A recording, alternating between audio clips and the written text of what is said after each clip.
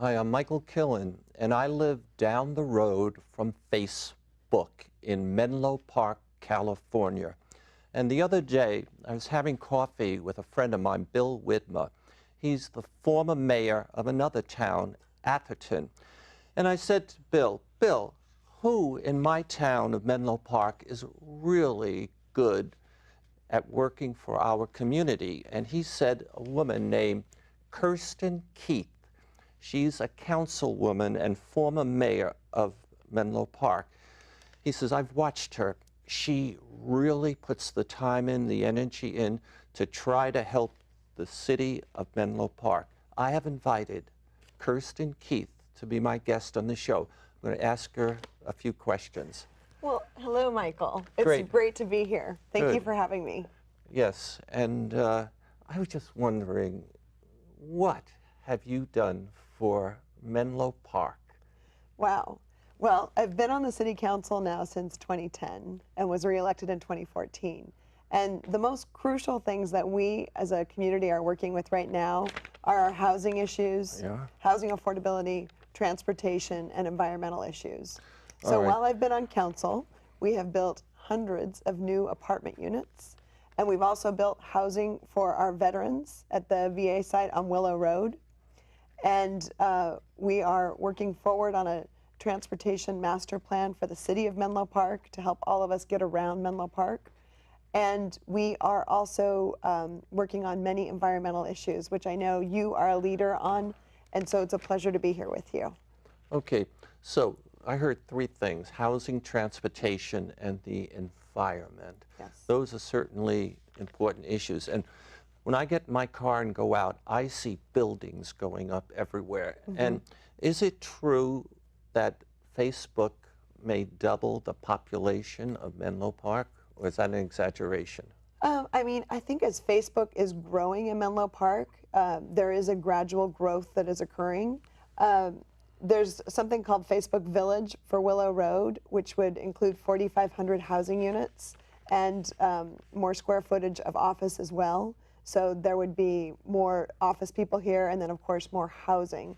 And the idea is if we can build more housing at the site where Facebook is, that people wouldn't have to drive so far to get to work if it were people who were working at Facebook, for example. So, and that has a great environmental impact. It'll reduce the amount of cars on the road and the amount of gasoline being burned, which is, and reducing the amount of gasoline being used is certainly one of the goals of Governor Brown's climate plan. Yes. The other thing we did with the buildings, that we did the general plan update for that area, and we said that they have to be net neutral on carbon emissions, so 0 carbon emissions for the buildings. And that is really important because as we see climate change and greenhouse gas emissions, what we're trying to do in Menlo Park is reduce them and to be a leader in the area. Okay. So on the housing, you know, we have a lot of people who cannot afford to live in the Palo Alto, Menlo Park, Atherton area. Have you worked at getting the contractors, the builders, et cetera, to make houses for some low-cost housing? Yes, I'm really glad you asked about that, actually. So we work with many of our affordable housing advocates in the area, and we worked with Mid-Peninsula Housing, for example, and rebuilt with more units, senior housing on Willow Road. It looks beautiful, and people actually look at that housing and think that it's housing for Facebook employees, but it's actually affordable senior housing. And all the seniors who were there were able to come back in and have first dibs at the apartment units that were available. So you take it serious to get housing for people who live far away that have to work here and who cannot afford some of the expensive homes we have in our town. Yes, absolutely. We also worked with HIP Housing, Human Investment Project, to they take buildings that are already in existence. So there was a apartment unit on Willow Road, and they were able, with the help of the city and some money from the county as well, to purchase the apartment buildings to keep them affordable. And with help from Facebook, we also put in a computer room and redid all the wiring and new windows and made these permanently affordable housing units. All right, what about transportation? I heard you say at the beginning of this interview that you've worked hard to help address some of the challenges associated with transportation. Like what have you done? Well, one of the biggest things that will be a game changer for this area is the Dumbarton Rail Corridor. So there was a advisory group that was put together that was for all the cities along the Dumbarton Rail line, which includes Menlo Park, Redwood City, Union City, and we had an advisory group. And actually, the advisory group was told they weren't needed anymore. But we really knew that we do need Dumbarton Rail because we need to get people out of their cars and to be able to use Caltrain and get on other public transit. So we've been pushing for that, and it's coming forward now. Does Dumbarton Rail mean going across the bay? That Yes. bridge? You're going to get that bridge working again? That is the goal. And so Facebook actually put in $1.2 million for an environmental impact report to look at what our options are, and that has been completed. And Samtrans recently voted that, yes, we need to proceed with this. What is the termination point on the other side of the bay? Union City? Union City. Fremont, Union City is where this would go to, but Union City. So that means the people who live on the other side, the East Bay, you know, right on the other side of the bay, if they want to work in Silicon Valley, they can take that train and at least get to part of Silicon Valley. Right. And then would this be also, I know some people who live in Sacramento and they commute all the way, so they could come down into Union City, Fremont, leave the car, get on, and at least get part of their trip. Right. Is that? Right. And one thing we can do in the short term is put a zipper lane on the Dumbarton Bridge. So we can get, just similar to what they do on the Golden Gate Bridge. That should be a short-term project that we move forward with for the Dumbarton Bridge. For the Dumbarton, so that's a different, so we have two bridges. I now understand.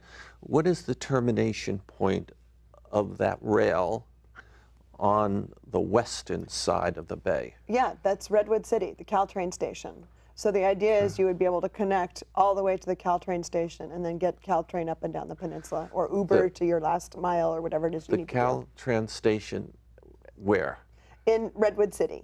Oh, in Redwood City. Yes. So that's a little north of us. Right. We don't have to worry about Willow being taken over by a We're train. not going to make Willow an overpass. Correct. I want to be really clear about that. Okay. Yes. You also said you had a great interest and still have a great interest in the environment. Yes, absolutely. And I heard you say that some of the new housing will be net carbon zero. Is that something you pushed for? Yes, we did in our general plan update. So the new, which is a huge development for the city, and it's something that other cities can look at to emulate to reduce greenhouse gas emissions. So commercial buildings and residential in our general plan update, which is the area of our landmass north of 101, that's all in place in code now. And now the goal is to take that code, those building codes, and apply them to the rest of the city. So that will be our next step. Okay, that's interesting. And you know, you're right next door to Palo Alto. And Palo Alto, I don't know how they are right now, but a few years ago when I had more to do with the management over there, they wanted to be the leader in everything, including sustainability, reducing greenhouse gases. Do you compete with them? We absolutely do. And I want to give a big shout out to Menlo Spark and to Chris DeCarty and Mitch Slomiak and our environmental quality commissioners who really care about these issues and created Menlo Spark to help Menlo Park become a leader in reducing greenhouse gas emissions. And we're a leader now. That's good. I like living in a town where we're a leader in that particular topic. Me too. So I just have one other important question. Yes. Okay. There's an election coming up. Yes. If you get elected, what are you going to do for us? Are you going to do anything special? Yeah, I mean, I have a strong track record now that anybody can look at. where I care about the environment, sustainability issues, making sure we have safe routes to school, that we're increasing our bike and ped improvements all across the city with our Oak Grove Bicycle Boulevard project, and hopefully we'll get some more bicycle boulevards going in Menlo Park. I will also continue to push for affordable housing, and I'm working on looking at the VA site on Willow Road because we have some opportunities to create more affordable housing for our veterans, which is very important to me. And we have the land mass to do it, and I think we have the willpower of some very important developers to make this happen. And then also really pushing forward on this Dumbarton rail corridor, making sure that this is a reality, starting from Menlo Park to Redwood City, and then we continue to build across the bay and make the rest of that a reality. I like everything you said. My wife and I are going to vote for you. Again, I have one last question, and we only have about a minute left. Yes. Now, I notice you're a lawyer, and I see the kind of work you do, and you're helping people get involved with the criminal justice system. Sometimes, you know, it's their own fault or whatever, and you defend them. That's right. You're defending the people who have a rough time for the most part in life. People accused of a crime. Whatever happened in your life that you wanted to give services to this city, and at the same time you have a profession where, again, you're providing services to people who really need help? Primarily, when I was 12, my family moved to Chile, and I was in school there. My stepfather was working as an engineer with mining. And when we moved to Chile, it was a time when General Augusto Pinochet was in power.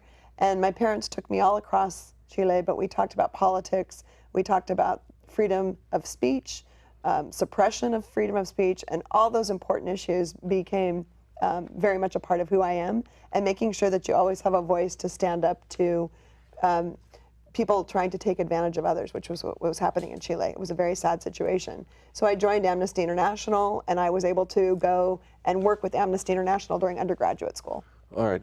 I want to say you have been a wonderful guest. I'm glad I got to know you better. Thank you. And good luck with the election, but you got my vote, my wife's vote. And I look forward to coming and seeing some more paintings. All right, thank you Thank very much. Take care. Bye. Bye.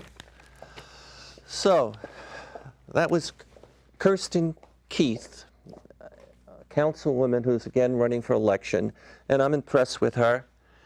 And as my next guest takes the seat, I just want to share all of the paintings behind here are my paintings, and I mostly paint important issues of our time.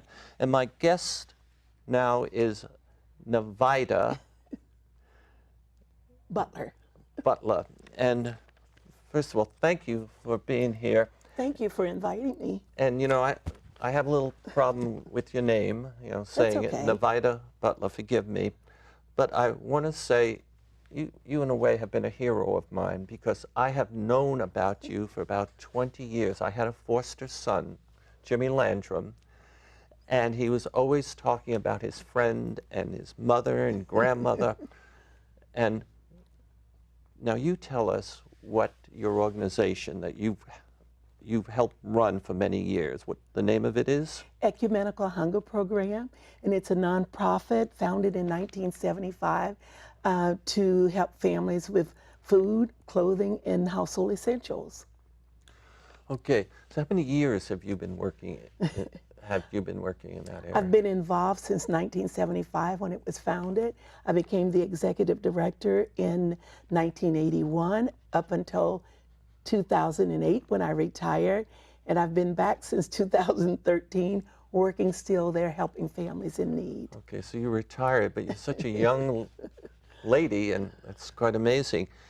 Now, what are the three most important services the Ecumenical Hunger Program provides the community? I think the three most important services that's provided is what we started out doing, providing emergency food to families. But we found in providing emergency food, there's so many other things that families need. So now, along with emergency food, we provide household essentials, lots of time listening, that's so important, and furniture.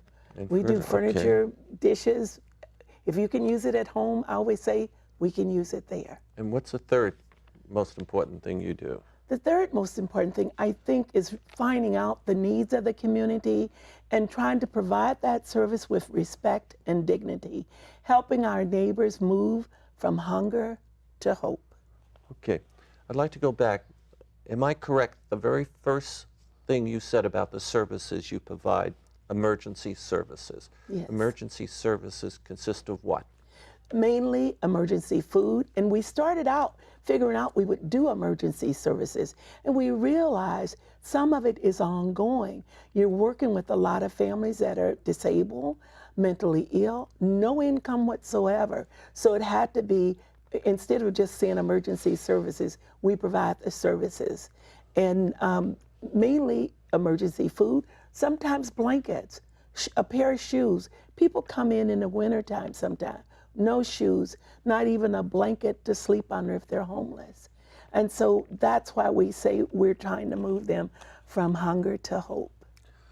Okay, so I just want to say I really believe it's important to have emergency food, and on an ongoing basis. You know, there are a lot of good people out there, but also, and the handicapped folks and the people who lose their jobs and whatever.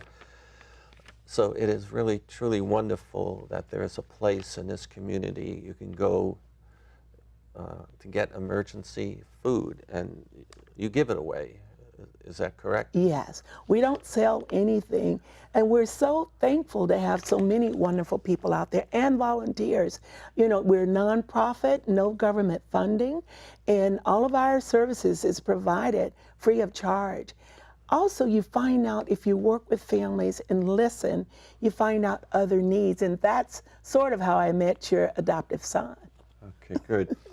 The second major area that you mentioned, it's providing essential other kinds of services, like some household goods, furniture, and we give out quite a bit of furniture now. And see, we really started out, I don't know if you know the history of EHP. We started out in a closet with just food that we gleaned from garbage cans and dumpsters.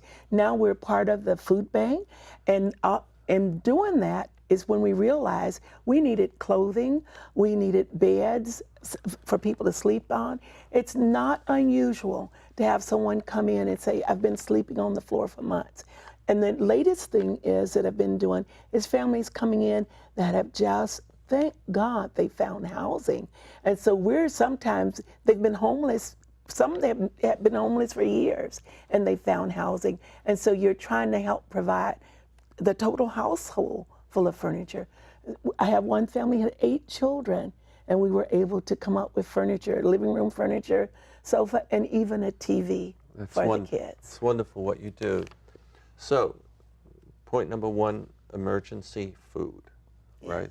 Number 2, some other services such as providing furniture, plates, and other things to help. Forks and spoons. To help people who have an apartment or a home, whatever, to at least have a bed, etc. Yes, and you know the other thing that's important in doing this kind of work is knowing what resources are available. We can't do it all by ourselves, and so you make a lot of referrals. I made several referrals today to Facebook, keeping your ears open, hearing what's available, who's hiring, and trying to get our families to become supported. You know, move them if they're able to go to school, even sometimes helping. We've got a lot of kids going back to college, and so helping with a microwave if there's got a chance to stay on a dorm, sometimes a mattress, the blankets or sleeping bags, if they've gotten in college, helping them to stay there.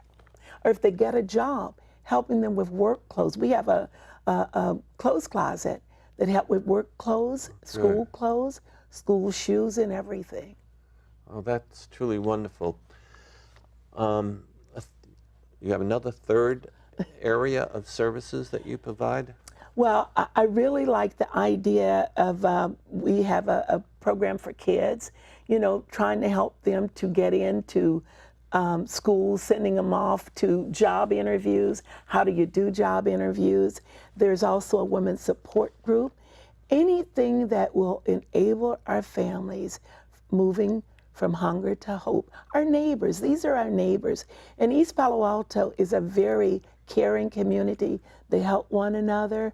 And so we want to be a part of that and help them succeed and help the families get kids into college, you know, and do make a better life for them, as the families say, than the life that they had themselves. So the schools are about to open again. Yes. And so this is a special time for your organization to go and maybe help find the books, the pencils. Backpacks. The backpack, yeah, that's crucial. And school supplies, backpacks, and they're very expensive. The calls are coming in. Do you have any backpacks? Do you have any back to school clothes? We're part of a program called My New Red Shoes, but it can only help so many people. Yeah. And so we're signing people up. They're signed up for that already, but people are still signing up for backpacks and back to school clothes. If somebody wants to avail themselves of your services, or if somebody wants to give you a donation, where do they go? They can either look online at ehpcares.org, or I love to have people come over, visit the office, and see what we're doing. And we're located at 2411 Pulgas Avenue, East Palo Alto. The zip is 94303. Come over and see how your dollars are being spent. You know, come and volunteer. Yeah, forgive me if I don't do that, but I think it has something to do with I have a heavy schedule. But when you talked about interviewing, helping people interview, if you invite me someday when you have a group of people who are going out on interviews, yes, I would come over and I would like to share some of my knowledge and wisdom on how to approach an interview. Yes, together. We would love to have you do that. We would really love to have you do that. You know, not only do we help young people find, you know, jobs and everything, we also have a program called Ask the Lawyer that's once a month. Oh, and people really? can come in. We have a lawyer that donates his time, and people can come in with problems and ask that lawyer and get referrals at no cost. Oh, so you could, you know, you met Kirsten Keith. I heard what she said. And she shouldn't have said it in front of me. Yeah. So you're writing or getting, that's Yes. wonderful. I mean, it's a knack of identifying resources. And there are a lot of people who have resources, intellectual resources, experience, Yes. not just money, who like to help. Yes, and we love matching donations with people that are in need. I've had families, I had a family once that had a child at Stanford with cancer, no car, and we were trying to find a car to get them to work and to Stanford, and we were able to locate an automobile. We take those too. We are nonprofit, tax exempt. Matching clothes, larger size clothes and shoes. Some of our young people now, in even grade school, size 13, 14 shoes. They're hard to get. Larger clothes, 3X and everything, harder to get. So we love trying to find those resources. Yeah. Now, earlier you mentioned you do a lot of referrals. Yes. So somebody comes in and they have needs, and you can't fill them all, but you have contacts, knowledge of where other help can be found. Mm-hmm. And sometimes, you know, I've thought about that problem, you know, the homeless, Yes. you know, where do they go to get help? And, you know, help is not necessarily one place, but it's a place where they can be referred. And I think that's truly wonderful, what you do. You know, we realized very early with Ecumenical Hunger that having a one-stop umbrella, our program provides a lot of services right there at that one stop, but there is still a real need to make those referrals for housing assistance. I made several today trying to find assistance with rent. I have a woman that have everything but $800, trying to find that. And there are some agencies that will help. And so we make those referrals out there. Okay, so when I look at you and I listen to you, I see a person with a big heart. and not just a big heart, you got your act together intellectually, and you're obviously using your talents and energy to really make a difference, help people in the community. I'd like to know what happened, if anything, when you were a little girl, or more than a little girl, that motivated you to help other people. Well, we were very poor coming up. I'm from the South. My dad was a sharecropper. And then moving, he gave us all away. And I got married into some of the same thing, my first marriage. And I ended up running away from home and coming to California with 3 kids. I was homeless. And I've been where a lot of those families are that come in there. And I can understand their plight. I've worked in a factory. I've done day work. I've worked in an office, but I have a sense for all of it and really respect the families that come in. And if you want to get respect, you have to give it to them. And I love meeting families where they are and not looking down on them. The other thing too, you don't realize working with families how much you get from them, and you learn from them. And so I've been blessed to be in a position to work where I work. Now, you made a remark before we went on the camera. I think it was sort of a compliment that I had and my wife had raised a foster son who was on the street for, I don't know, 10, 12 years. And you said, well, it was so nice of you to do that. Yes. But I got a lot out of it.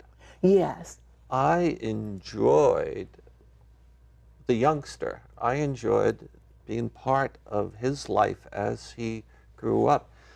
So I got a lot out of that relationship. And see, I think that's what sometimes people don't understand. Working with families that are in need, seeing their struggles, seeing their progress, and what it does, the enrichment it brings to your life, and playing a part of that progress. I've been around long enough to see some of the kids grow up, have gone to college. We got families where the kids have gone to college and have gone to Stanford even. That's a blessing. One more thing, if somebody wants to send you a donation, where do they send it to? They send it to the Ecumenical Hunger Program, 2411 Pulgas Avenue, East Palo Alto. All right.